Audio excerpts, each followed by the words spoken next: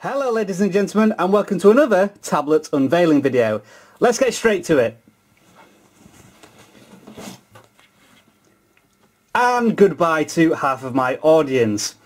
So let's try and explain what's happened here. As you know, I got an iPad from Vodafone for a couple of weeks to loan. Unfortunately, the time ran out on that and I had to send it back. And I decided that I wasn't really using the iPad that much because I don't really like 10-inch tablets at the moment. So I thought I'd go and acquire a 7-inch tablet, which happens to be the iPad mini. Now, I have bought this iPad mini, which is going to shock some of you, since in the past I have said how astronomical and extortionate the price of an iPad mini is. But let me try and explain some of the reasons why I've done this. First of all, I've sold the Surface RT, which means that I have some funds back into the bank, so to speak, in order to spend on another tablet, and this has still cost less than a Surface RT. I never use a Surface RT, so at least I'm getting hold of a tablet which I'm more likely to use.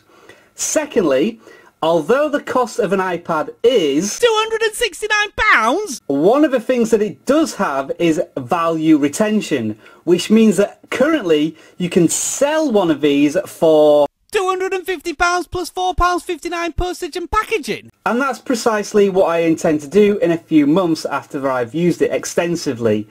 So in theory, it could mean that I could come out of this little adventure maybe losing 20 to 25% of the value of what I originally paid. And then I will decide after that perhaps whether to go for the next Nexus 7-inch tablet or the next iPad mini tablet. Because one of the things that's obviously missing from this tablet before we start anything else is the fact that it doesn't have a Retina display. Anyway, let's go and get the normalities out of the way and do the obligatory unboxing just to see what's in this box. I will also say that I didn't pay the full price for this. I had a couple of vouchers for a supermarket, so I used a couple of them, which took about £20 off the full price. So I saved a little bit of money there. And in general speaking, another reason why I bought the tablet is because when the tablet is not yours and you know you've only got it for a finite amount of time, you don't make the tablet yours. You don't have the ownership of it. So I wasn't too bothered about syncing all my accounts to it and being forced to use the device as my own device. What I actually intend to do now is put the Nexus 7 to the side a little bit and try and use this device as my main device and not use the Nexus 7. I think I'm going to lend it to my girlfriend. Whether that's a good idea or a bad idea remains to be seen, but one of the benefits of the Nexus 7 is that it has dual accounts, so my girlfriend can set up her own account and maybe use it in the meantime. So I'm going to try and adopt Apple for a while. And just to remind you, and let some of you know if you didn't already know this, I have had an iPad in the past, the original iPad, which I loved, but I just wanted to move on to something else, which is when I went on to the Asus Transformer Prime. So let's see what's under the bonnet of this iPad mini. And as you will see, it is a black iPad mini. I was all set up to get a white one because I thought it looked a bit cooler, but then when I started using the white one, I thought that the colour was a bit distracting.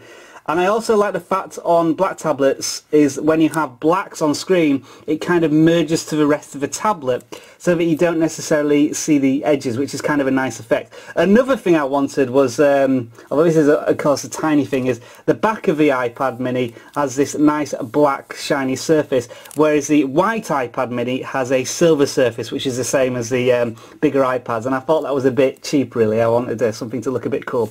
And certainly this iPad mini, if we now start to ignore the price of it, so as I go forward with the reviews now and everything else, we're going to try and ignore the cost of it, but it will be a major factor if I do a full review in the future. But for now guys, let's try and ignore the cost of a device because I have it now. And when we do comparisons against the Nexus 7, I'll also try and ignore the price until it comes a full review. So here is the iPad mini. Of course, this unusual aspect ratio in terms of 7-inch tablets, in that it's a lot fatter in terms of width compared to its length than other 7-inch tablets, because it has an extra 0.9 inches to play with, because it's a 7.9-inch tablet. And I think that's going to be one of the big plus factors when I start to use the device, and I'm quite looking forward to seeing a device which does look significantly bigger than a 7-inch tablet, even though it's not. It's kind of a weird experience, but I think I'll get to use that more as I'm using it. The one thing I'm interested to know is, because it has no really borders around the sides, is when you hold it like that, is it going to start registering presses on the side? I need to sort of read that a little bit more. Minimalist design everywhere else. You just get your standard plug, and in here there's probably some instructions which are going to be very small. It can't obviously be much in there, but let's just open it just for the sake of doing so. Yeah, there we go. Well, that's obvious. Some obligatory stickers, and so maybe I'll give them away in a free giveaway. See how many people respond to that competition. And of course, the final note of interest is this new lightning connector, which is significantly smaller than the old iPad 1. In the iPad 1 was it 25 pins or something, much larger. That's not really an issue for me because I don't have any other Apple products, so in terms of plugging it into other devices, it's not really an issue for me, but of course it is for others, in terms of it's all of a sudden changed to this little connector, which you probably can't see. Can you? Yeah, it's just looks like a micro USB, but of course it isn't. Anyway, that's the unboxing.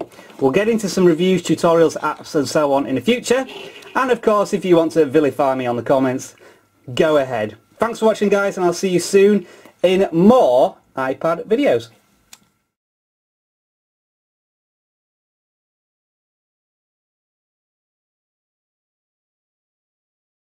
£250 plus £4.59 postage and packaging.